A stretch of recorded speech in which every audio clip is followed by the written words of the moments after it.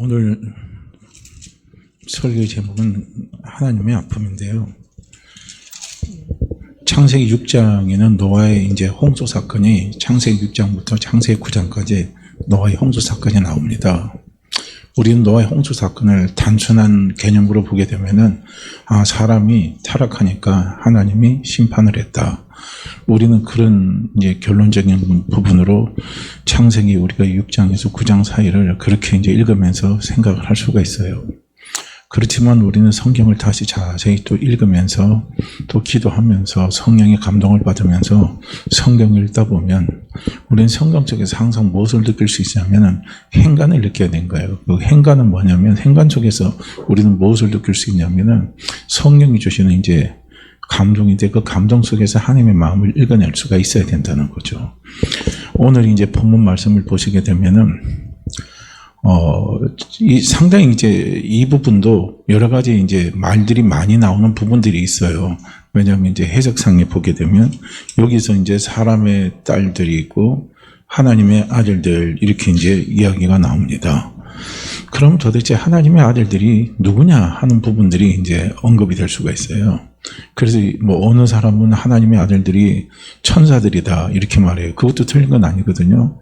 성경에 보면은 천사들을 또 하나님의 아들이라고 표현한 부분이 나와요. 그 부분도 있거든요. 그 다음에 또 하나님의 아들들은 또 무엇이 또 하나님의 아들들은 지체 높은 사람들이 아들들은 하나님의 아들이라고. 그러니까 지체가 높다 했을 때 이스라엘 백성들이 구약 백성들이 쓴 게 뭐냐면 엘로힘을 씁니다. 하나님은 엘로힘이시거든요. 그러니까 이제 엘로힘은 전능하고 전지하온 하나님이시니까 그러니까 이제 엘로힘의 아들들이라 그러니까 이제 이스라엘 백성들 가운데서 지체 높은 힘 있는 사람들, 명망 있는 사람들의 아들이라 이렇게 이제 말한 사람도 있어요. 그 다음에 이제 마지막으로 이제 하나님의 아들로 이야기하는 것은 뭐냐면 하나님이 이제 아벨이 카인에 의해서 죽었잖아요. 그리고 나서 하나님과 관계가 끊어졌어요. 그러다가 하나님 선택한 택한 이제 혈통 씨입니다. 씨를 하나님께서 아담과 하와를 통해서 주신 자녀가 누구냐면 셋입니다. 그래서 셋은 이제 하나님과 교제가 시작이 된 거거든요. 그래서 하나님의 아들들이 누구냐 하면은 셋의 후손들이다. 이렇게 세 가지 설이 있는데 그 세 가지 설이 가장 합당한 것이 뭐냐면 셋의 후손을 이야기하는 겁니다. 그러니까 천사들이라고 하는 것도 맞지 않아요. 왜냐하면 창세기 6장이 사람의 타락에 의해서 범죄에 의해서 뭐가냐면 홍수의 심판이 이루어졌는데 그러면 천사들이 하나님의 아들들이 천사라고 생각을 하게 되면 천사의 타락으로 인해서 세상에 심판이 왔다. 홍수의 심판이 왔다는 건 말이 안 맞는 소리죠. 그렇기 때문에 가장 유력한 설이 어떤 설을 이야기하냐면 셋의 후손들을 이야기하는 거예요. 그 다음에 사람의 딸들은 누구를 이야기하냐면 카인입니다. 카인 계에서 나오는 사람들, 딸들을 이야기하는 거예요. 그러니까 이거는 경건하지 않는 사람, 하나님 믿지 않는 사람, 하나님과 담싸고 사는 사람, 이런 사람들이 뭐냐면 전부 다 사람의 딸들이에요. 그 다음에 이제 하나님의 아들들은 뭐냐면 하나님을 알아요. 경건한 자손들이 후예들인데 여기서 우리가 이제 깨달아야 될 것이 뭐냐면 하나님의 아픔이 어디 있는가를 우리는 볼 수 있어야 된다는 거예요. 하나님도 아픔이 왜 없겠습니까? 하나님도 마음의 상처가 왜 없겠어요? 하나님의 상처, 하나님의 아픔이 있어요. 우리는 부모들이 가지고 있는 아픔이 있잖아요. 자녀 모르게 가슴 아래 하는 아픔이 있어요. 자녀 모르게 힘들어하는 힘듦이 있습니다. 그게 물질보다 더한 힘듦. 내가 지금 병 걸린 것보다 더한 힘듦. 내가 세상 사람들이 가지고 있는 어떤 명예를 다 가지고 있고 권력을 다 가지고 있다 할지라도 그것보다 더한 힘듦이 부모들에게 있습니다. 그 힘듦이 뭐겠습니까? 부모하고 자식 간의 거리가 멀어지는 거예요. 점점 멀어지는 거예요. 자식이 부모를 자꾸 외면해버려요. 자식이 커서 부모의 품을 떠나는 건 당연한 건데 근데 그게 멀어지면 안 되는 거죠. 멀어져서는 안 돼요. 이게요. 그런데 부모의 가장 큰 아픔은 뭐냐면 돈은 있는데 자식이 나하고 멀어지는 거예요. 자식이 나하고 등지는 거예요. 자식이 나를 외면하는 겁니다. 자식이 나를 보지도 않는 거예요. 자식이 나를 보지 않고 이웃 사람들과 친하게 지나고 친구 관계가 잘 되고 뭐한다 할지라도 그것은 본인은 좋을지 몰라도 부모 입장에서는요 가슴이 아픈 거예요. 가슴이 찢어지는 겁니다. 뒤에서 뭐가 나와요? 정말 우리가 심한 말로 한다면 피눈물이 날 수도 있죠. 돈이 뭔데? 명예가 뭔데? 이제 이런 거 가지고 막 한탄하죠. 이거 있어도 뭐예요? 자식의 마음은 살 수가 없잖아요. 그렇잖아요. 마음은 살 수가 없는 거예요. 돈으로도 못 사요. 힘으로도 못 사요. 명예로도 못 삽니다. 건강으로도 못 사는 게 마음입니다. 그런데 마음이 자식이 부모에게 마음을 딱 닫아버리는 거예요. 지금은 우리는 창세기 6장 시작에서부터요. 이런 저는 감정을 느낄 수가 있는 거예요. 이게 하나님의 아픔이에요. 하나님께 대해 사람들이 어떻게 합니까? 마음을 닫아버리는 거예요. 이게 참 하나님 입장했을 때는 너무나 가슴이 아프고 너무나 가슴이 아픈 거예요. 하나님이 다시 열어놨는데 통로를 열어놨잖아요.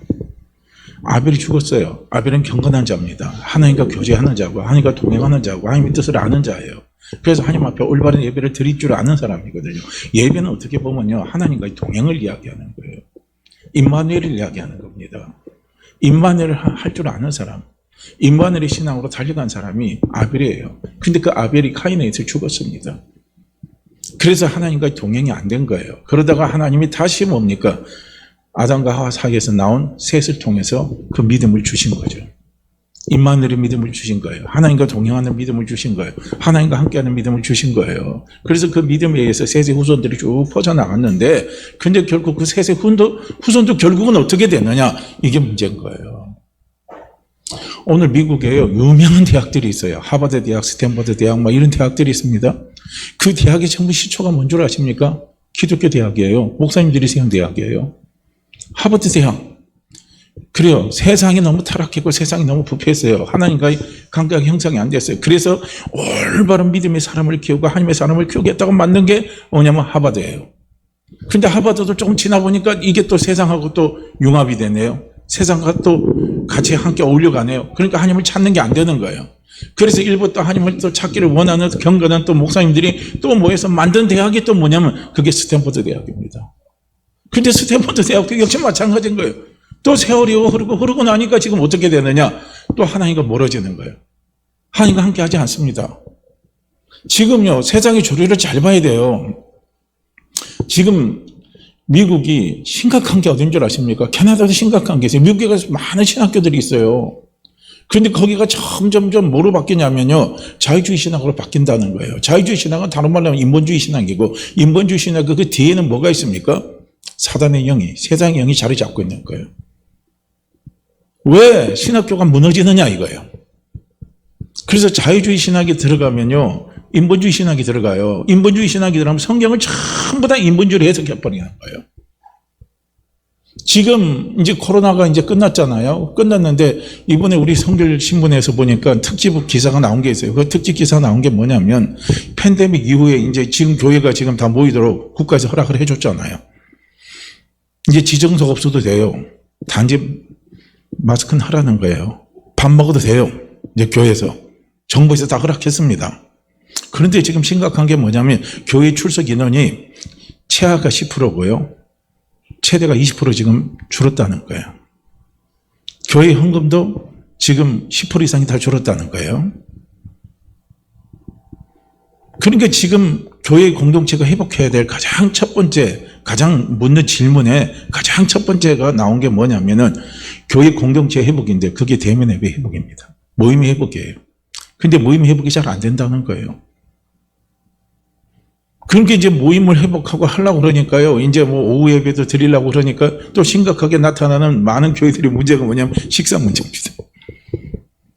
이제 거의 이제 2년 반, 3년 동안요, 이걸 안 했어요. 이게 몸이 익숙해져 버렸어요. 그런 게 이제 교회에서 식사하는 문제가요, 그게 교회마다 또 힘들어진다는 거예요. 다시 이렇게 움직이려고 하는 거니까요. 이게 회복이 돼야 되는데, 그래서 이제 온라인 예배에 대해서 어떻게 생각하십니까? 그 다음에 이제 우리 오프라인 예배가 이제 대면 예배잖아요. 그러니까 온라인 예배를 허용한 게 좋습니까? 안 좋습니까? 물어보면요, 나이가 이제 많은 사람들일수록 온라인 예배 부분에 대해서는 반대가 많아요. 근데 이미 거기에 이제 익숙해진 사람은요, 잘 나오려고 하지 않아요. 근데 거기에 심각한 게 뭐가 있었냐면요, 그때 우리가 대면 막 비대면 예배가 막 시작이 될 때, 그때 어느 교단에 모 대학 교수가 그 말을 했어요. 온라인 앱에 신학적으로 문제가 없다. 이렇게 말을 한 거예요. 그리고 지금도 또 그런 것들이 조금씩 나타나기 시작해요. 온라인 교회를 만들자. 이거예요. 이걸 만들어서 세우는 거 어떻게 생각합니까? 물으니까 그 부정적인 게 참 많더라고요. 근데 지금 시대가 지금 이렇게 바뀌어갔어요. 그러니까 비대면 앱에, 온라인 앱에, TV로 들은 앱에, 영상으로 들은 앱에, 이 앱에가 신학적으로 문제가 없다고요. 이게 이제 한번 발표된 적이 있어요. 그러니까 이제 그게 발표가 되니까 어떻게 합니까? 이제 모이는 게 안 되는 거예요. 모이는 게 안 되는데 이 사람들이 합리화시키는 게 뭐냐면 성경을 보고 판단을 해야 돼요. 신학 교수가 말한 것 갖고 판단하지 말고 신학 교수는 자기의 신학적인 논리를 갖고 이야기하는 거죠. 그렇지만 우리 예수 믿는 사람은 최종적인 판단은 뭐 갖고 판단해야 되냐면 성경 갖고 판단해야 된다는 거예요. 성경에서 히브리서에서는 무엇을 이야기하고 있습니까? 마지막에 가까울수록 너희들이 뭐예요? 뭘 이렇게 힘쓰라 그러는 거예요. 마지막에 가까울수록요 어떤 현상이 생기냐면 뭐 이게 힘쓰지 못하도록 환경이 지금 바뀌어간다는 거예요. 그걸 거꾸로 말하면. 그런 환경이 오면 올수록 우리는 어떻게 해야 되느냐? 영적으로 바짝 끼어서 뭘 해야 되냐면요. 우리는 뭐이기를 힘써야 된다는 거예요. 이게 살아있는 성도입니다. 이게 돼야 되는데 이게 잘 안 되는 거예요. 너무너무 지금 상황이에요. 힘든 상황이에요. 그래서 이제 이런 부분들을 지금 회복시켜 나가야 되는 부분들이 중대한 문제가 지금 교회 앞에 지금 딱 펼쳐져 있다는 거예요. 교회가 이제 이걸 극복하지 못하면 교회는 급속한 퇴락이 오는 거죠.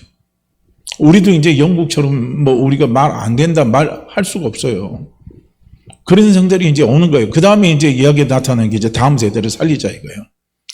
이건 뭡니까? 교회 학교를 살리자는 건데 지금 뭐 어린 세대들이 아이를 안 낳잖아요.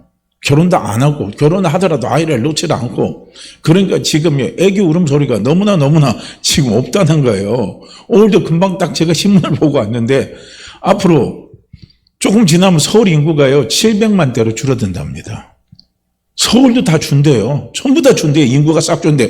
우리나라 인구가 안 줄고 인구가 유일하게 증가되는 딱 광역시를 하나 만든다면 세종시밖에 없대요.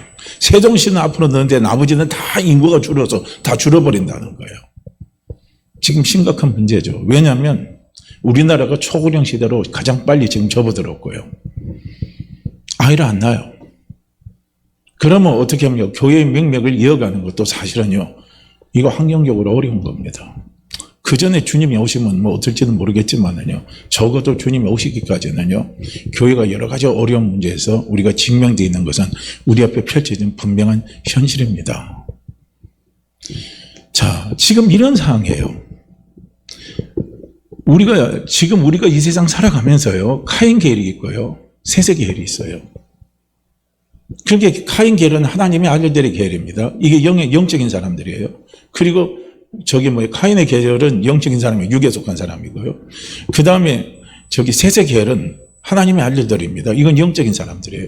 이 이제 두 개가 항상 공존을 하고 있어요. 그런데 우리가 조심해야 될 게 뭐냐면 영적인 사람이 끝까지 영적으로 가야 되는데 사도 바울이 그렇게 합니다. 너희가 성령으로 시작했으면 성령으로 마치라 그랬어요. 너희가 성령으로 가다가 육으로 마치려 하느냐 하고 갈라디아에서 사도 바울이 갈라디아 교인들에게 이야기하는 거예요. 우리는 성령으로 시작한 사람들입니다. 그럼 우리는 끝까지 성령으로 가야 돼요. 이게 정상인 거예요. 이게 영적 싸움에서 승리하는 사람들입니다. 그런데 우리가 영으로 시작했다가 육으로 끝나버리면요. 이 영적 싸움에서 패배한 거예요. 하나님 아픔이 바로 여기에 있는 거예요. 하나님의 기쁨이 어디 있습니까? 우리가 영으로 깨었다. 영으로 태어났다, 영으로 깨어있다는 것은 우리가 영으로 다시 우리가 거듭났잖아. 하나님의 자녀로 거듭났으면 우리는 영적으로 계속 깨어서요. 우리의 영이 계속 성장해 가는 거예요. 그럼 이것이 하나님의 기쁨입니다. 이 하나님의 기쁨은요, 돈으로 환산할 수가 없어요. 우리가 하나님 앞에 헌금을 아무리 많이 드린다 할지라도 우리의 믿음의 성숙이 없으면 하나님은 슬퍼요. 하나님의 마음에 근심이 와요. 하나님의 마음에 아픔이 옵니다. 얘가 어디에 문제가 있나? 얘가 어디가 아픈가? 얘가 어디에서 심각한 현상이 생기는가? 하나님은 항상 마음에 근심이 있고 아픔이 있게요. 쳐다봅니다. 자라야 되는 거예요. 성숙이 돼야 된다는 거예요. 믿음의 성장이 있어야 된다는 거예요. 근데 그 성장이 안 되고 머물러 있으면요. 이게 하나님의 아픔인 거예요. 머무르 있을 뿐만 아니라 자꾸 뭡니까? 이제 하나님과 담을 쌓는 거예요. 이게 이제 심각한 현상이죠. 우리가 이 세상 살아가면서요, 하나님과 담을 쌓게 하는 수많은 요소들이 우리 개체 속에서 많이 깔려 있습니다. 바쁜 거, 하나님과 담 쌓게 하는 거예요. 세상에서 막 즐거운 것들 있잖아요. 육체적인 즐거움을 갖다 주는 거, 맛의 즐거움, 친구의 즐거움, 뭐 어디 갑니까? 우리가 취미의 즐거움, 이런 막 즐거움들이 쫙 깔렸어요. 그 다음에 세상에 수많은 쾌락들이 있습니다. 도박, 뭐 여러 가지 막 쫙 있어요. 이런 것들이 쫙 깔려 있습니다. 지금 우리가 얼마나 많이 있습니까? 돈만 있으면요, 우리나라가 세계에서 최고 좋다고 그러잖아요. 지금 우리가 그런 거예요. 그런 모든 것들이 뭡니까? 하나님과 담을 쌓게 하는 겁니다. 이걸 우리는 볼 수 있어야 된다는 거예요. 끼어서 봐야 된다는 거예요. 내가 그게 좋아서 그거로 막 쫓아가서 살잖아요. 그러면 어느 순간 하나님과 나하고 담이 딱 쳐져 있습니다. 모든 게 다 형식으로 바뀌는 거예요. 형식으로 바뀌다가 나중에 어떻게 합니까? 아예 세상으로 쏠려가 버리는 거예요. 세상하고 동화가 돼버리는 거예요. 이것이요, 하나님이 가진 아픔이에요. 그래서 예수 믿는 우리는요, 우리가 시작이 성령으로 시작했기 때문에 영으로 시작하고, 이 세상은요, 육입니다. 세상에 속한 영이에요. 그러니까 하나님의 영과 세상의 영은 항상 싸우게 돼 있어요. 대립관계가 있습니다. 이걸 가르쳐서 성경은 뭐라고 합니까? 영적 전쟁이라는 거예요. 항상 영적인 전쟁은 우리가 이 세상 살아갈 동안에 늘 이것은요, 공존하게 되어 있습니다. 따로 분리가 될 수가 없어요. 그래서 우리가 영적 전쟁에서 우리가 승리하는 것은 영으로 깨어 있는 것이고, 영적 전쟁에서 패배하는 것은 뭐냐면 영이 지금 잠자고 있는 거예요. 영이 잠자고 있으면 육이 막 뜨겁게 살아 움직이는 거예요. 육이 뜨겁게 육으로 막 충만한 겁니다. 근데 영이 깨어 있으면 영으로 충만한 거예요. 성령으로 충만한 거예요. 말씀으로 충만한 거예요. 은혜로 충만한 거예요. 근데 육으로 깨어 있으면요, 쾌락으로 충만한 거예요. 세상 즐거움으로 충만한 거예요. 마음이 쓴뿌리로 충만한 거예요. 마음이 상처로 막 충만한 겁니다. 이게 이제 영적 싸움에서 지냐? 우리가 영적 싸움에서 우리가 승리하에 따라서 우리의 모습이 그렇게 바뀌어가는 거예요. 그래서 우리가 영적 싸움에서 지게 되면 자꾸 하나님과 담을 쌓고 하나님하고 점점점 멀어지고 하나님하고 마음을 닫아져 버려요. 이것이 하나님의 아픔입니다. 이 아픔을 우리는 볼 수 있어야 된다는 거예요. 특히 우리가 이 코로나 시대에서 지금 나는 하나님과 담을 쌓고 있는 사람인지, 나는 지금 하나님과 더 가까이 하고 있는 사람인지 우리는 구분해야 됩니다. 그 구분하지 못하면요, 우린 영적인 잠을 자고 있는 거예요. 설령 교회나 한 번 나와서 내가 예배를 드린다 할지라도 내 개인적인 삶의 영역에서는요, 하나님과 담을 쌓아서는 안 돼요. 하나님과 임마누엘로 동행하는 삶이 돼야 된다는 거예요. 오늘 우리가 창세기 6장에, 원래 제가 본문은 창세기 6장 1절에서부터 7절까지 했다가 지금 3절로 다시 바꾼 거예요. 그래서 1절에서 7절 말씀까지 딱 살펴보게 되면 하나님이 한탄한다 그랬어요. 여기서 한탄이란 단어는 뭘 이야기하냐면요, 그냥 하나님이 사람을 지었으면 한탄했다. 그러면 하나님이 사람을 지은 게 아니라 실수를 지었다 이거예요. 그게 아니에요. 여기서 한탄이라는 것은 우리 인간의 입장에서 이해하기 쉽게 표현하는 거지만, 하나님의 입장에서 한탄은 뭡니까? 하나님의 마음이 상한 거예요. 마음이 너무너무 안타까운 거예요. 하나님의 마음이 너무 안타까운 거예요. 어떤 모습을 보고 하나님의 마음이 안타까웠냐면, 하나님의 아들들이, 사람의 딸들이 아름다움을 보고 거기에 폭 빠져버린 거예요. 그걸 볼 때 하나님의 마음이 너무너무 안타깝고 너무너무 하나님의 마음이 힘이 든 거예요. 그걸 하나님이 한탄이라 표현한 겁니다. 그래서 하나님이요, 회개의 기회를 준 거예요. 누구에게? 하나님의 아들들에게 120년이라는 회개의 기회를 준 거예요. 노아를 통해서. 다시 돌아오라 이거예요. 다시 내게로 돌아오라 이거예요. 오늘 우리에게는 늘 너무 하나님 앞에 감사한 게 뭐냐면, 하나님은 늘 우리에게 회개의 기회를 늘 열어놓으셨어요. 날마다 열어놨어요. 늘 열어놓은 거예요. 이게요, 우리는 너무너무 감사한 거예요. 내가 세상에 푹 빠지고 있다가 오늘 하나님 앞에 나와서 예배 드릴 때요, 오늘 말씀을 들을 때 그 듣는 말씀을 통해서 성령께서 우리의 마음을 바꿔주시는 거예요. 회개해 주시는 거예요. 그럴 때 내가 다시 한번 정신을 차리는 거예요. 정신을 차리고 다시 어떻게 합니까? 하나님과 가까이 하고 하나님을 붙들고 가려고 그러고, 십자가 든든히 붙잡고, 예수님의 보혈의 피품 든든히 붙잡고, 예수님의 생명의 은혜를 든든히 붙잡고요, 우리가 다시 깨어서 달려갈 수 있도록요, 하나님께서 우리에게 은혜를 주시는 거예요. 그런데 창세기 6장에서 보면은요, 120년 동안 노아가 방주를 짓잖아요. 노아가 방주를 짓는 건 무엇을 상징하겠습니까? 세상의 종말과 세상의 심판을 이야기하는 거예요. 하나님의 마음을 선포하는 거예요. 여러분들 이러면 안 됩니다. 이러면 안 됩니다. 우리가요, 전도할 때, 우리가 회개할 때, 전도 회개를 할 때요, 하나님은요, 제일 먼저 우리가 전도할 때 어디로 가냐면 이스라엘이 잃어버린 백성에게로 가라고 그랬어요. 잃어버린 양에게 가라고 그랬어요. 이건 뭡니까? 교회에 다니다가 실족한 사람들입니다. 사람들의 관계 속에서 안 맞아서 실족했든지, 자기 스스로 뭔가 안 돼서 실족했든지, 그 실족한 사람들이 우리가요, 1순위입니다. 그들을 먼저 찾아가야 돼요. 그걸 가리켜서 이삭죽기라는 거예요. 1순위가 바로 거기에 있는 거예요. 그 다음에 2순위가 뭐냐? 그건 바로 2순위는 뭐냐면요, 안 믿는 사람들 죽게 돌아오게 하는 거예요. 그게 2순위예요. 1순위입니다. 지금 오늘요, 우리나라에서는 지금 1순위 해당되는 사람들이 엄청 많은 거예요. 어떻게 보면요, 그들이 전도하다 보면은, 전도하러 보면 그들이 마음이 더 완악해요. 마음이 더 닫혀 있어요. 교회에 대해서 더요, 어떻게 되어 있냐면은, 적대시하는 것들이 어떻게 보면 더 커요.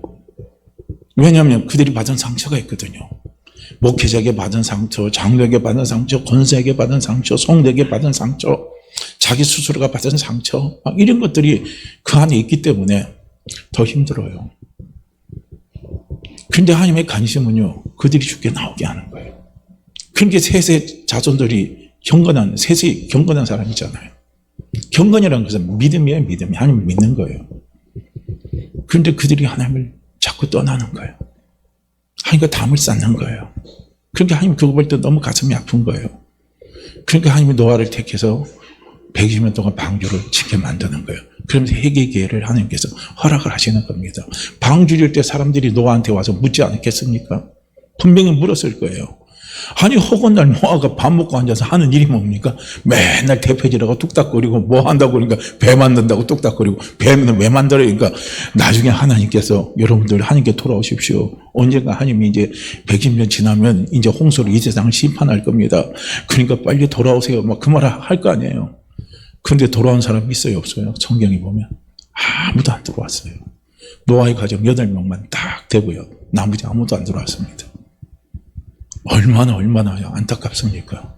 얼마나 하나님의 가슴이 미지겠습니까? 노아는 아마 저는요, 100일 동안 방주를 지면서요, 이런 하나님의 아픔을 노아는 알면서 울면서 저는 기도하면서 노아가 방주를 짓지 않았나, 저는 그런 생각을 합니다. 우리가 하나님의 시대에 대한, 그 시대에 대한 하나님의 아픔을 안 사람이 있다면요, 우리는 또 한 사람 들을 게 누구냐면, 그 사람이 누구냐면요, 한나입니다. 한나는 자기가 아이가 없었잖아요. 아이 없는 것 때문에 자기는 너무 힘이 들었어요. 자기 아픔만 놓고 하나님 앞에 나와서 막 통곡하면서 울면서 막 그렇게 했잖아요. 그런데 어느 날 자기 아픔을 놓고 기도하다가 한나가 뭘 느꼈냐면 하나님의 아픔을 느낀 거예요. 그래서 하나님의 아픔을 느낀 거예요. 하나님의 아픔이 뭐냐? 나실인입니다. 나실인은 누구냐? 오늘 쉬운 말로 말하면 하나님과 함께하는 사람이에요. 하나님과 동행하는 사람입니다. 임마누엘의 사람이에요. 그 사람이 없다는 거예요. 네 시대에, 한나야, 지금 네가 살고 있는 이 시대에 너는 아이 없다고 너는 그렇게 힘들어하고 고통스러워하고 괴로워하고 갈등하고 있지만, 네가 살고 있는 이 시대에 네가 내 아픔을 아느냐 이거예요. 내 백성이 나를 다 떠난다 이거예요. 내 택한 내 백성이 나를 떠나고 내게 지금 담을 쌓고 있다 이거예요. 나하고 함께하는 사람이 없다 이거예요. 나를 찾는 사람이 없다 이거예요. 내게는 그런 사람이 필요한데, 그 사람이 내게는 없다 이거예요. 그걸요, 한나가 기도하면서 얼마나 가슴 아래했겠습니까? 그러면서 한나가 결단하면서 하나님 앞에 서원해서 드린 아들이, 그게 바로 누군 줄 아십니까? 그게 바로 사무엘이에요. 그래서 사무엘이 나온 겁니다. 오늘 우리가 신앙생활 하면서요, 자꾸 성경을 읽으면서도요, 내 아픔을 위로받는 것도 좋지만요, 우리는 하나님의 위로자가 될 수 있어야 돼요. 하나님의 위로자. 하나님이 나의 위로자가 되지만요, 우리는 하나님의 위로자가 되는 거예요. 그게요, 우리에게는 더 필요한 겁니다. 이게 성숙한 신앙인이에요. 이게 성장하는 신앙입니다. 이게 영적 싸움에서 승리하는 신앙인의 모습이에요. 하나님의 위로자가 되자 이거예요. 하나님의 마음의 아픔을 위로하는 사람이 되는 거. 그게 얼마나 귀중하고 그게 얼마나 소중한 겁니까? 하나님이 원하시는 건 그거예요.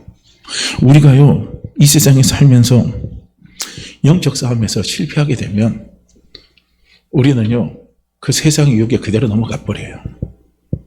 그래서 요한일서 2장 16절 말씀에 그렇게 말하잖아요. 이 세상에 있는 모든 것들을 너희는 사랑하지 말아요. 이 세상에 있는 모든 것들입니다. 모든 것이에요. 그 어떤 것도 너희는 사랑하지 마라. 이거는 하나님께로 나온 게 아니라는 거예요. 그러니까 이 세상의 문화, 이 세상의 가치관, 이거요, 우리 마음에 담아두지 마세요.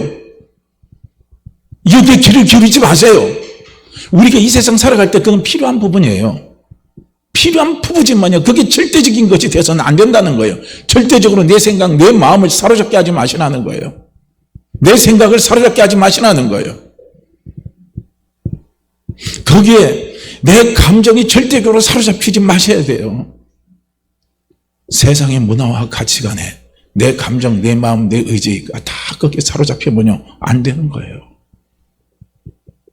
왜냐? 이것은 하나님께로 나온 게 아니라는 거예요. 세상에서 나온 겁니다. 이 세상의 주인은 누굽니까?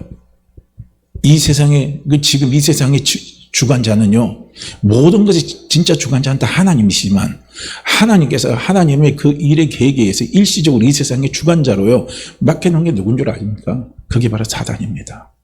그래서 세상의 문화는 사단의 문화예요. 악한 영의 문화입니다.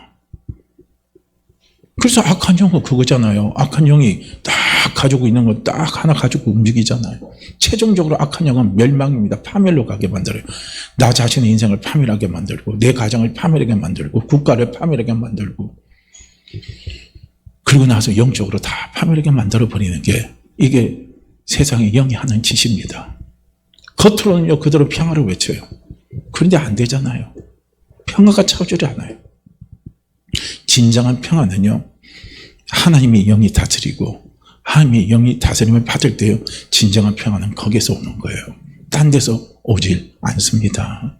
그걸 우리는요, 알 수 있어야 되는 거예요. 그래서 우리가 이 세상에서 살아갈 때, 이 세상에 있는 모든 것이요, 하나님께로 나온 게 아니에요. 그러면서 사도 요한은 세 가지를 이야기하잖아요. 이 세상에 있는 모든 걸 딱 줄여서 세 가지를 이야기해요. 그게 뭐냐면, 이생의 자랑, 안목의 정욕, 육신의 정욕, 세 개를 이야기하잖아요. 이 세상의 모든 것이 이 세 개 안에 다 들어있는 거예요. 여기서 끝내버리는 거예요. 자랑은, 명예도 자랑이 들어가겠죠. 육신의 정욕은 성적인 타락, 성적인 쾌락, 이게 다 쫓아가잖아요. 그래서 우리가 영적 삶에서요, 지게 되면은 이생의 자랑을 자꾸 추구해요. 거기에 내 생각이 집착하고, 거기에 내 마음이 집착하고, 거기에 내 감정이 막 소유해서 왔다 갔다 막 휩쓰입니다. 거기에 우리는 아주 충실합니다. 이런 것에 어떻게 합니까? 우리가 끼어서요, 거기에 우리가 마음을 뺏기지 말아야 된다는 거예요. 오늘요, 영적 전쟁에서 딱 패하고 나니까 패한 자의 모습이요, 2절에서 보면 그대로 나와요. 영전쟁에서 패하면요, 어떤 현상이 나타나느냐? 똑같아요. 2절 말씀을 보시게 되면요, 나타납니다. 하나님의 아들들은 사람의 딸들이 아름다운 것을 보고 자기들이 좋아하는 여자를 데려다가 아내로 삼았다. 이건 제가 현대인의 성경입니다. 쉽게 쓴 현대인의 성경을 찾아서 제가 읽은 겁니다. 여기서 보면은 아름다운 것을 보고 이렇게 돼 있어요. 이걸 제가 원문으로 보게 되면 이 보다라고 하는 것은 뭐냐면은 키토보트라고 합니다. 키토보트인데 여기서 이 보다라는 말은 주목하다, 사모하다라는 뜻이에요. 뜻인데 이게 단순히 주목하고 단순히 있잖아요. 이게 찾아보는 정도가 아니라 깊은 관심을 가지고 주의 깊게 살펴보면서 쳐다보는 거예요. 이게요. 아주 깊은 관심을 가지는 거예요. 쫙 깊은 관심을 가진 데는 거기에 자기 생각이 뺏기는 거죠. 깊은 관심을 가질 때 거기에 자기 감정을 다 빼앗겨 버리는 거예요. 자기 의지도 거기에 빼앗겨 버려요. 뭘 보고요? 아름다운 여자를 보고 뺏겨버리는 거예요. 그래서 여기서 토보트라는 말은 여성 복수형이래요. 여성 복수형 형용사인데 여기는 유쾌한 즐거움, 쾌락적인 걸 이야기하는 거예요.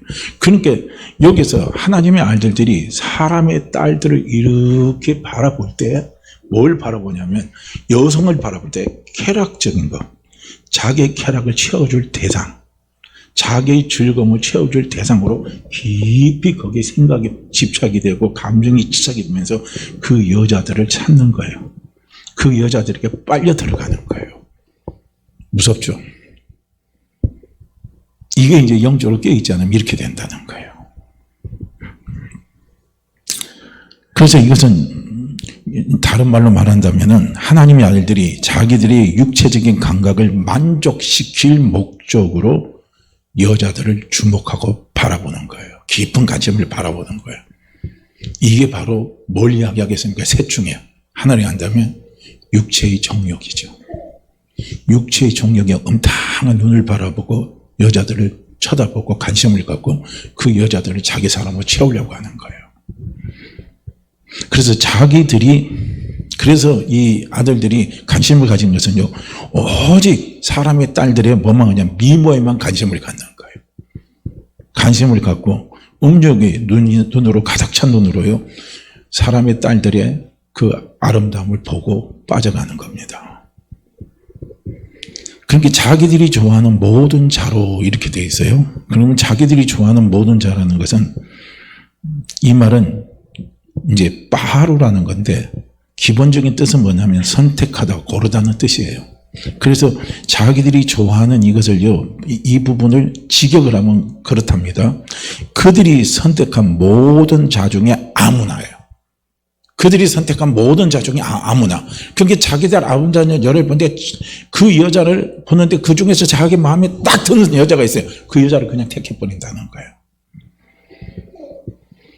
그러니까 여자들의 외모를 보고 마음이 동하면요, 마음이 동해서 자기의 소유로 삼고 싶은 그 욕망입니다. 욕망.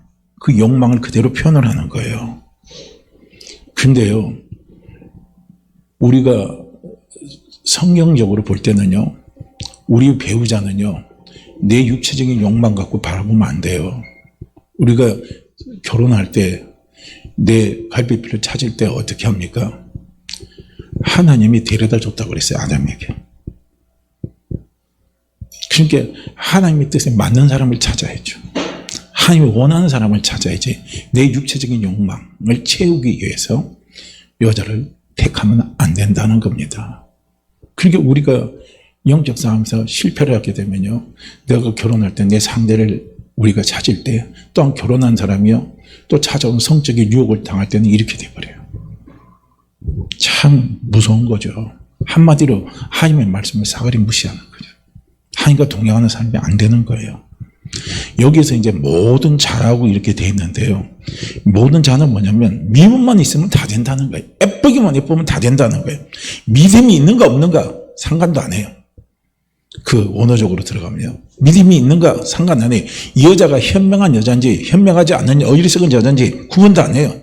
성품이 옳은 여자인지 성품이 잘못된 여자인지 구분도 안 해요. 근만한 여자인지 껴른 여자인지 이런 거 하나도 구분도 안 하고요, 오직 하나입니다. 예쁘면 끝난다는 거예요. 그러면서 자기가 또 결혼했음에도 불구하고요, 그런 여자를 또 세컨드로 또 받아들이죠. 또 그 여자가 또 뭐예요? 유부녀예요. 결혼했어요. 그래도 자기 마음에 들으면 자기가 데려와서 사는 거예요. 요즘 우리 시대가 그런 시대 아닙니까? 요즘 뭐 등산 가는 거 조심하라고 그러대요. 그거 뭐 등산 가고 뭐 이런 거 가면요, 뭐 거기서 썸이 일어나는 게 많대요. 뭐 그래서 그런 것도 조심해야 된다고 그러더라고요. 그런데 요즘 그런 게 비일비재한 거예요. 이건 한마디로 말하면 성문화가 다 타락돼 버린 겁니다. 타락된 성문화 속에요, 뭡니까? 하나님의 아들들이 거기에 들어가서 거기에 꼭 빠져버리는 거예요. 이게 하나님이 너무나 아프고 가슴이 아프고 너무나 슬픈 거예요. 너무나 힘이 드는 거예요. 우리가 육체적인 쾌락에 빠지기 시작하면 하나님 안 찾아요. 우리가 이 생의 자랑에 우리가 빠지게 되면 하나님 안 찾습니다. 하나님하고 담싸요. 우리가 안목의 정욕에 빠지면요, 하나님하고 담쌉니다. 하나님 찾질 않아요. 이게 하나님의 아픔이에요. 우리가 그래요. 교회 나와서요, 헌금은 잘하는데 어떻게 해요? 세상에 가면 이런 사람들이 있어요. 지금 사람들의 딸들이 아름다움이 보갖고 거기에 푹 빠져서 그렇게 생활하는 사람들 의외로요 많이 있습니다. 의외로 있어요.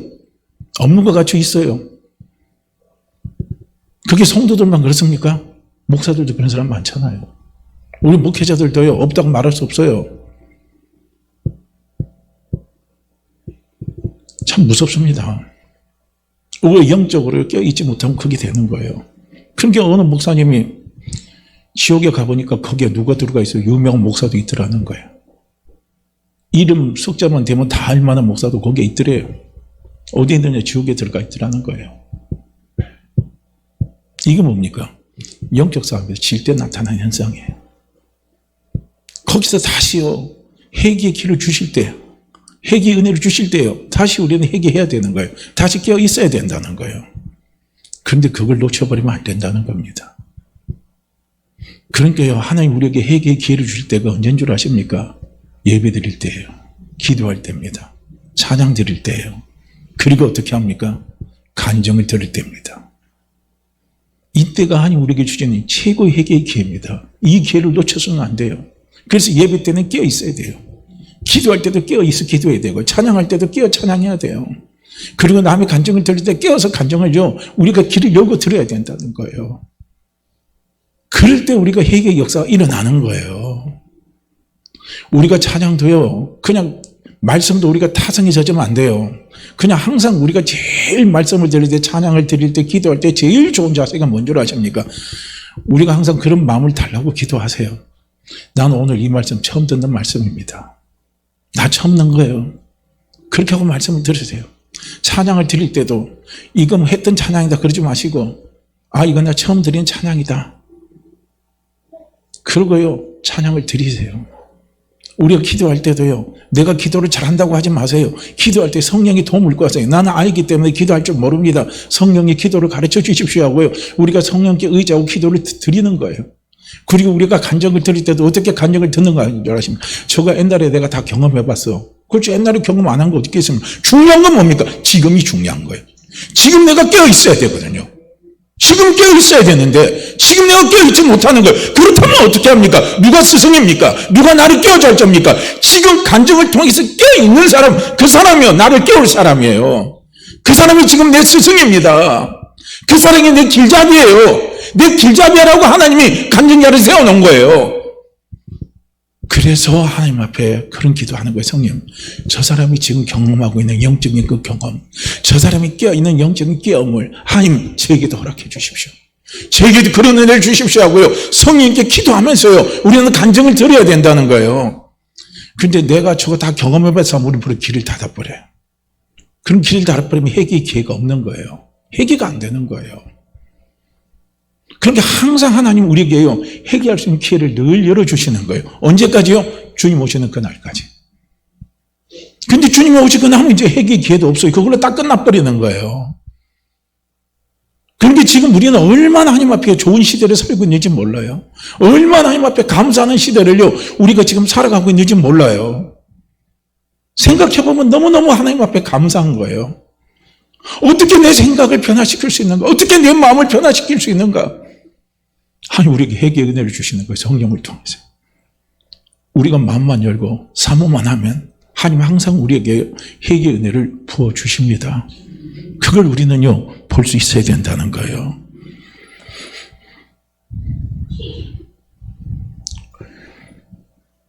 하나님은 항상 우리에게 회개의 은혜를 통해서 늘 하나님과 동행하는 삶을 하나님은 우리에게 살기를 원하십니다. 그러니까 하나님과 늘 마음을 열고 함께하기를 하나님 원하시는, 이게 하나님의 기쁨이에요. 이 기쁨을요, 우리가 한번 누려보시길 바랍니다. 이 기쁨을 한번요, 이 기쁨은요, 세상이 주는 기쁨하고 달라요. 이 하나님만이 느낄 수 있는 기쁨이에요. 하나님만이 소유할 수 있는 기쁨입니다. 이 기쁨이에요. 그래서 사도 바울이요, 로마서 12장 1절에서 2절에서 이렇게 말씀합니다.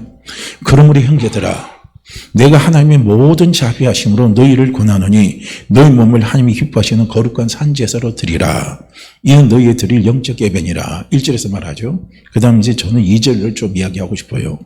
너희는 이 세대를 본받지 말고 오직 마음을 새롭게 함으로 변화를 받아 하나님의 선하시고 기뻐하시고 온전한 뜻이 무엇인지 분별하도록 하라. 이렇게 말합니다. 자, 여기에서요, 사도 바울이 로마서 12장 2절에서 사도 바울이 우리에게 이야기하는 게 뭐냐면 계속해서 변화를 받으라 이거예요. 변화를 받으라는 겁니다. 우리가 이 변화되는 게 성경에 보면 헬라말은 두 가지가 있어요. 두 가지인데 외적인 변화가 있고 그 다음에 내적인 변화를 이야기합니다. 그래서 외적인 변화를 이야기할 때는요, 스케마라 그래요. 이 스케마는 외형이 자꾸 바뀌어가는 거예요. 이건 뭐냐면 환경이 바뀌고 내 생물학적으로 바뀌는 거예요. 그러니까 저는 외적인 변화는 계속 일어나죠. 우리 사람들은 모두가요. 왜냐하면 내가 10대에서 나이가 점점 들어가면요, 우리 외모는 자꾸 바뀌어가잖아요. 머리숱이 풍성했는데 머리가 자꾸 빠져가는 거예요. 피부에 탄력이 있는데 피부의 탄력이 자꾸 줄어가는 거예요. 나이가 들면 그건 어쩔 수 없이 찾아오는 외형의 변화입니다. 여기서 변화는 이 외형의 변화를 이야기하는 거예요. 스케마를 이야기하는 게 아닙니다. 스케마를 이야기하는 게 아니라 근본적인 변화, 본질적인 변화. 우리의 본질은 뭡니까? 사람의 본질은요, 육의 본질이 아니에요. 사람의 본질은 영의 본질입니다. 할렐루야. 영을 변화시키라는 거예요. 속 사람을 바꾸라는 거예요. 이게 모르페입니다. 모르페예요, 모르페. 그렇게 변화라는 건 두 가지를 이야기하는 거예요. 스케마, 모르파인데 스케마는 외형이고요. 모르페는 내 본질입니다. 우리의 본질을 바꾸라는 거예요.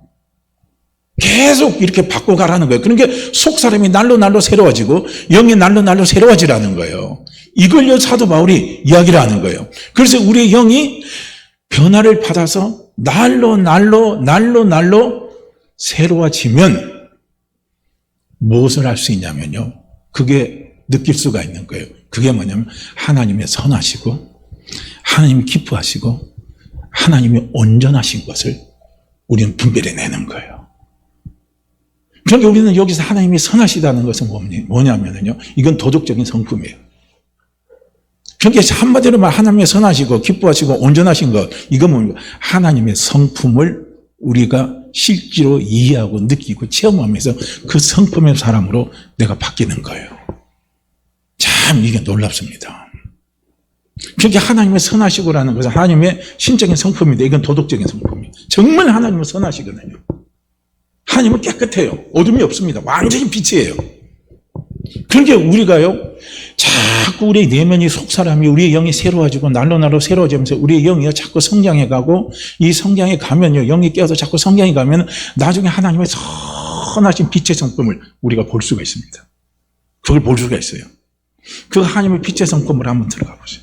그러니까 모세도 하나님의 그 빛의 성품을 딱 봤을 때는 모세도 죽는 줄 알았잖아요. 그래서 어디 합니까? 바위 밑에서 숨었다 그랬잖아요. 그래서 하나님 들어간 뒷모습만 봤어요. 옷장만 봤다 그랬잖아요. 근데 그 모세를 이스라엘 백성들이 바라볼 때도 두려워서 못 바라봤다 그랬어요. 왜냐하면 하나님의 도덕적인 선한 성품은 너무나 어둠이 없고 그냥 찬란한 빛이니까 어떻게 표현할 수 없죠. 그런데 감사하게도요, 우리 영이 날로 새로워지면요, 우리는 빛의 아들이잖아요. 하나님의 빛을 우리가 볼 수가 있습니다. 하나님의 빛의 성품을 우리가 볼 수 있고 그 빛의 성품을 우리가 실제로 내가 느낄 수가 있어요. 그러면서 내가 빛의 성품으로 바뀌어가는 사람이 돼버리는 거예요. 그래서 내가 도덕적으로 선한 사람이 되라고 하나님 말 안 해요. 믿음의 사람이 되라는 거예요. 자꾸 영적인 사람이 되라는 거예요. 날로 우리의 영이 새로워지고 성장해가고 가면은요, 우리는 그런 하나님의 도덕적인 이런 하나님의 빛의 성품을 우리가 닮아갈 수가 있는 거예요. 이게 저절로 되는 거예요. 이게 억지로 되는 게 아니라는 거예요. 근데 구약에서는 억지로 되는 거죠. 억지로 하라고 하는데 안 되니까 끝나버리는 거예요. 죄책감 속에서 사로잡히는 거예요. 근데 우리는 그게 아닌 거예요. 그래서 우리가 기도하다 보고 손잡고 막 같이 그때 우리가 기도하다 보면요, 뭐가 보여요? 내 속에 찬란한 하나님의 빛의 뭐가 광채가 나타나면서 어떤 그런 것들이 우리에게 이렇게 보이는 적 있으시죠? 아마 그런 거 경험하고 체험한 분들이 있을 겁니다. 그러면서 내가 빛이라는 거예요. 그걸 자꾸 하나님 내게 자각을 시켜주시고 그 빛의 성품이 자각이 되면요, 우리가 빛의 성품을 우리 속에서 나타나게 돼 있어요. 선하게 살아라고 안 해도 우리는 선하게 살게 돼 있습니다. 할렐루야. 선하게 살아야지. 왜 악하게 살아? 괜찮아요. 하나님의 은혜 안에 들어가면요, 하나님이 그 빛의 성품을 보게 하시거든요. 그럼 우리는 나도 모르게 선한 사람으로 바뀌어가요. 선한 성품으로 바뀌어가요. 그 선한 성품, 선한 사람이 되면요, 남들이 볼 때는 도덕군자로 보이죠. 그런 사람으로 바뀌어가는 축복의 역사가 일어납니다. 그래서 그러려면 뭘 하냐면요, 변화가 이루어져야 된다는 거예요. 그 변화가 속사람의 근본적인 변화, 영적인 근본적인 변화, 이게 자꾸 자라가 돼. 그래서 우리는 영은 자꾸 머물러 있으면 안 된다는 거예요. 영은 자꾸 성숙해 가야 된다는 거예요. 이게 이제 말하는 모르페예요. 그 다음에 하나님이 기뻐하시고 할 때, 이게 기쁨은 뭔지냐면, 이건 하나님의 기쁨을 이야기하는 거예요. 하나님의 기쁨, 우리의 기쁨이 아니에요. 우리도 돈이 없다고 돈이 생기면 기쁘고, 우리가 병이 생기면 병 나쁘면 기쁘고, 안 되다가 잘 되면 기쁨이잖아요. 우리의 기쁨은 단순한 거예요. 근데 하나님의 기쁨은요, 절대적인 하나님의 기쁨입니다. 하나님만이 느낄 수 있는 기쁨. 하나님만이 느낄 수 있는 그 기쁨을요, 우리가 변화를 받으면요, 하나님만이 느낄 수 있는 기쁨을 내가 느낄 수가 있는 거예요. 우리가 느낄 수가 있는 거예요. 아까 제가 말씀드렸잖아요. 하나님의 아픔이에요. 나는 내 아픔만 생각했는데, 그런데 기도하다 보니까 하나님의 아픔이 느껴지는 거예요. 하나님의 아픔. 나를 향한 하나님의 아픔, 당신을 향한 하나님의 아픔, 시대를 향한 하나님의 아픔이 있어요. 그 아픔을 느끼는 거고, 하나님의 기쁨도 우리가 느낄 수 있는 거죠. 그 기쁨이에요. 하나님의 기쁨이 뭘까? 하나님의 기쁨이 뭘까? 하나님의 기쁨이에요. 우리가 이 세상 살아갈 때 세상 사람과 주는 평안이 달라요. 하나님이 예수님 말씀, 내가 내게 평안을 주노니 이 평안은 세상이 주는 것 평안 다르다. 이건 하나님만이 가질 수 있는 평안이에요. 하나님만이 가지고 계신 평안입니다. 이 평안을 하나님이 우리에게 주신다는 거예요. 누가 그 평안을 누리고 누가 그 평안을 소유할 수 있느냐? 그 영적으로 자꾸 깨어서 성숙한 사람. 그 사람이 그걸 느낄 수 있는 거예요. 우리는 하나님의 기쁨을 느낄 수 있어야 되는 거예요. 그 기쁨을 느낄 수 있으면요, 우리는 세상의 기쁨과는 차원이 다른 거예요. 돈이 없어도 우리는 기뻐요. 못 배워도 기뻐요. 병들어도 기뻐요. 왜냐하면 하나님만이 주시는 그 기쁨이 있어요. 그 기쁨을요, 우리가 기도하면서 말씀을 자꾸 읽으시면서요, 자꾸 그 기쁨을 달라고 기도해 보세요. 그 기쁨을 느껴보시라는 거예요. 그 기쁨이에요. 그 다음에 하나님의 온전하신 것이라면요, 하나님은 모든 것에서 하나님은 다 자유로우신 분입니다. 그러니까 하나님이 무한성을 이야기하는 거예요. 하나님은 그 어느 것에요, 하나님은요, 걸치는 게 없어요. 걸리는 게 없어요. 우리는 걸리는 게 너무 많잖아요. 돈이 없어서 자유롭지 못하죠. 늘 말해요. 우리가요, 못 배워서 자유롭지 못하죠. 그 다음에 우리는 뭐예요? 건강이 못해서 자유롭지 못하죠. 우리는 사람이 없어서 자유롭지 못하죠. 우리는 자유롭지 못하는 게 너무 많아요. 그런데 하나님은 그 모든 것을 다 초월해서요, 하나님은 모든 것에 자유롭습니다. 하나님은 자유예요. 우리가 복음서가 오 자유 오 자유, 우리 그 복음서가 있잖아요. 그 복음서에서 그 가사를 쓴 사람은 뭘 느꼈겠습니까? 하나님의 자유를 느꼈기 때문에 오 자유 오 자유 나는 자유하리라 나오잖아요. 그 자유입니다. 이게 있어요. 이 자유를 우리는 느낄 수 있어야 돼요. 그런데 이 자유를 느낀 사람은요, 사도 바울처럼 그런 고백을 하는 거예요. 여러분들 보세요. 내가 무명한 자 같지만 난 유명한 사람입니다. 여러분들 보세요. 나는 가진 것 없지만 나는 모든 사람을요, 난 다 살릴 수 있는 사람입니다. 여러분 보세요. 나는 쓰러지는 것 같지만 난 다시 일어나는 사람입니다. 사도 바울이 그렇게 고백해요. 이건 뭐냐면 그 하나님의 자유가 그 속에 있는 사람이에요. 그 자유를 느낄 줄 아는 사람입니다. 그래서 그 자유는요, 또 절제할 수 있어요. 절제도 하나님 주신 자유입니다. 사도 바울은요, 그 자유를 느끼는 사람이에요. 그 자유를 누리는 사람입니다. 그래서 어떻게 절제합니까? 내가 유대인을 구원시키고 유대인같이 하고, 내가 이방인을 구원시키고 이방인같이 생활을 한다는 거예요. 얼마나 자기는 그 자유를 얼마든지 절제하면서 그 자유 안에서 자기가 자유를 누리면서 살아가는 거예요. 그래서 자유한 사람은 정죄를 안 받아요. 우리 스스로 정죄를 안 받습니다. 남을 또 정죄할 필요도 없어요. 이것을요, 어떻게 합니까? 분별하라 이거예요. 이것을 분별하려면 뭐 해야 되냐면 이 세대를 본받지 말라는 거예요. 그럼 이 세대를 본받으면 뭡니까? 영적으로 우리가 영적 싸움에서 패배하면 이 세대를 본받아요. 그런데 영적 싸움에서 우리가 승리하면요, 자꾸 우리의 영이 날로 새로워지는 거예요. 우리의 속사람이 날로 새로워지니까 영적 전쟁에서 우리가 승리하면 자꾸 우리는 분별하고 무엇을 소유하냐면요, 하나님의 선하심, 하나님의 기쁨, 하나님의 온전하심이요, 그것이 내 안에서 자꾸 살아 움직이는 거예요. 그것이 내 안에서 나를 지배하는 거예요. 내 영을 지배하고 내 마음을 지배하고 내 육신을 지배하고 내 삶을 지배하면서요, 살아가도록 이끌어 주시는 거예요. 하나님이 우리에게 원하시는 게 이런 거예요. 그러나 반대로 하나님의 아픔은 뭡니까? 영적 전쟁에서 패배해서 하나님과 담을 쌓는 거예요. 우리가 하나님의 기쁨을 알게 되고, 우리가 하나님의 온전하심을 알게 되고, 우리가 하나님의 선하심을 자꾸 분별하고 알게 되면요, 더욱더 하나님과 하나 되는 거예요. 그래서 주 없이는 살 수 없는 거예요. 죄인의 구세주. 난 주 없이 살 수 없어요. 난 주 없이 설 수가 없습니다. 나를 오직 자유케 하시고 나를 서게 하시고 나를 온전케 하시는 분은요, 우리 주님밖에 없어요. 그래서 주님과 더욱더 밀착되면서 하나 되는 관계로요, 우리가 신앙의 삶을 살아가는 거예요. 이것이 하나님의 기쁨이에요. 반대로 하나님 아픔은 뭡니까? 영적 싸움에서 실패해서 하나님의 아들들이, 사람 딸들이 아름다움에 막 폭 빠져가지고 하나님과 담쌓고 사는 거예요. 하나님과 전혀 반대로만 달려가는 거예요. 그게 그 반대의 결과가 하나님 회개의 기회를 주셨는데 그 회개의 기회를 놓쳤을 때는요, 멸망이 오는 거예요. 그러니까 오늘 우리가 사는 시대가 얼마나 귀한 시대입니까? 얼마나 소중한 시대입니까? 늘 하나님 내게 회개의 기회를 주시니까 감사하고요. 언젠간 이 회개의 기회도 막히는 날이 옵니다. 그날에는 이제 막히면 그냥 그걸로 끝나는 거예요. 회개의 기회를 주실 때 늘 우리는 회개하는 마음으로 하나님 앞에 가까이 나가고 더욱더 하나님 앞에 하나 되고 더욱더 하나님을 사모하면서 우리가 달려가는요, 신앙의 아름다운 사람이 되고요, 영적으로 승리하는요, 영적 승리예요, 우리 성도들이 되시기를 주의 이름으로 축복합니다.